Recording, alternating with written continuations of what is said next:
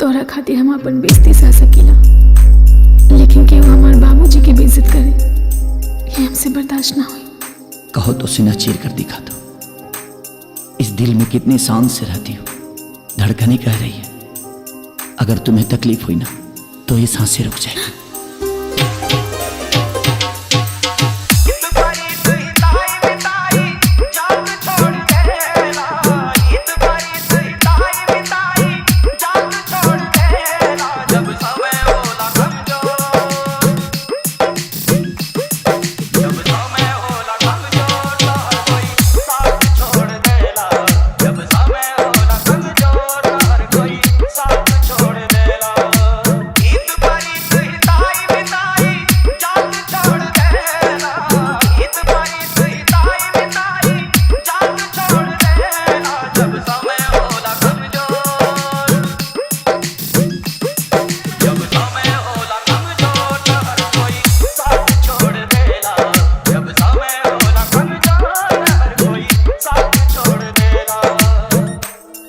प्यार कोई भी भूलता नहीं, मैंने महसूस किया है।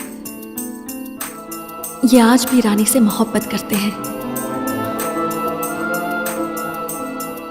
जब आप अपने पिता की खुशी के लिए हमसे शादी कर सकते हैं, तो हमारी खुशी के लिए उस लड़की से शादी क्यों नहीं करेंगे आप?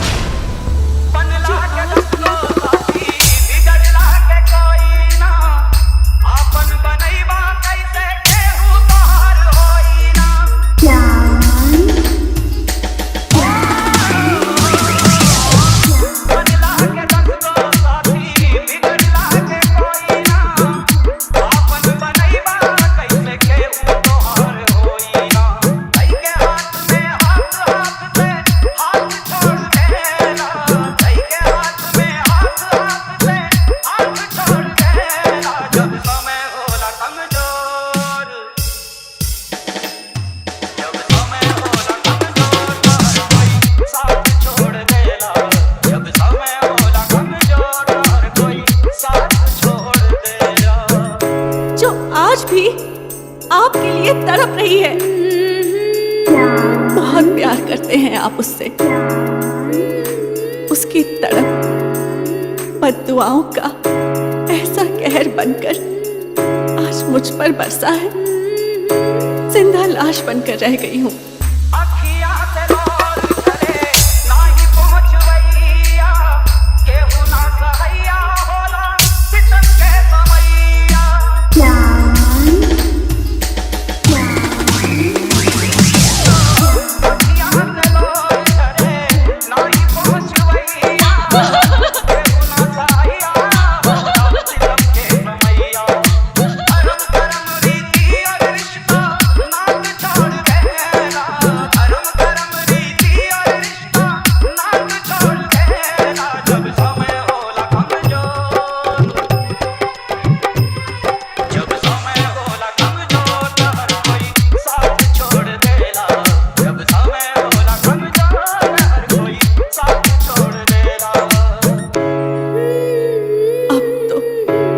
हमें जान तभी आएगी जब आप रानी से शादी करेंगे।